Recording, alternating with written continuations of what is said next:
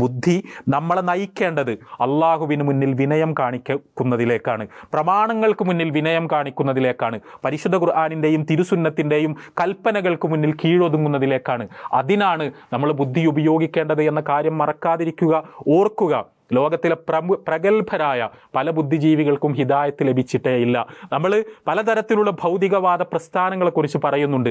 ആ പ്രസ്ഥാനങ്ങളുടെ എല്ലാം പാഠപുസ്തകങ്ങളായി തീർന്ന, രചനകൾക്ക് മുതിർന്ന, വലിയ തരത്തിലുള്ള ബുദ്ധിയുണ്ടായിരുന്ന ഒരുപാട് ബുദ്ധിജീവികൾ, അവർ അള്ളാഹുവിൻ്റെ മാർഗദർശനം ലഭിക്കാതെയാണ്, അത് പുൽകാനുള്ള സൗഭാഗ്യം ലഭിക്കാതെയാണ് ഈ ലോകത്തിന് ഇന്ന് വിട പറഞ്ഞു പോയത് എന്ന് നമുക്കറിയാം. ഇന്ന് എക്സ് മുസ്ലിങ്ങൾ എന്നൊക്കെ പറയുന്ന തരത്തിൽ ബുദ്ധി നിലവാരത്തിൻ്റെ യാതൊരു സ്പർശവുമില്ലാത്തൊരു തലമുറ യുക്തിവാദ പ്രസ്ഥാനത്തിൻ്റെ അമരത്തേക്കൊക്കെ വരുന്നതിന് മുമ്പ്, നമ്മൾ അതിനു മുമ്പുള്ള ചരിത്രം പരിശോധിച്ചാൽ ഉയർന്ന തരത്തിൽ തീർച്ചയായും ബുദ്ധി നിലവാരമുണ്ടായിരുന്ന, വളരെ ആഴമുള്ള വിശകലനങ്ങൾ പല രംഗങ്ങളിലും നടത്തിയിരുന്ന വലിയ ബുദ്ധിജീവികളുടെ ഒരു നിര തന്നെ ഭൗതികവാദികളായി ഉണ്ടായിരുന്നു. പക്ഷേ ആ ബുദ്ധി അവർക്ക് ഉപകാരപ്പെട്ടില്ല.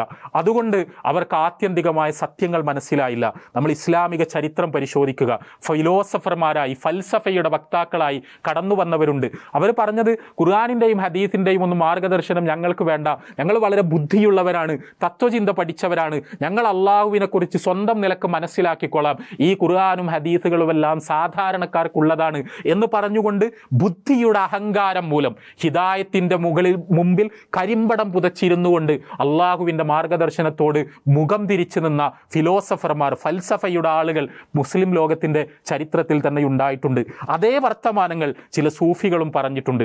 അതുകൊണ്ട് സഹോദരങ്ങളെ, ബുദ്ധി സ്വയം ഒരാളെ രക്ഷിക്കുകയില്ല എന്ന് നമ്മൾ മനസ്സിലാക്കുക. ബുദ്ധിയുടെ കൂടെ വിനയമുണ്ടാകാനുള്ള വിവേകം നമ്മൾ കാണിക്കുക. ഇല്ലെങ്കിൽ ആ ബുദ്ധി തന്നെ നമ്മുടെ പതനത്തിന് നിമിത്തമായി തീരുമെന്നതാണ് യാഥാർത്ഥ്യം. അള്ളാഹു നമ്മയെല്ലാവരെയും കാത്തുരക്ഷിക്കുമാറാകട്ടെ.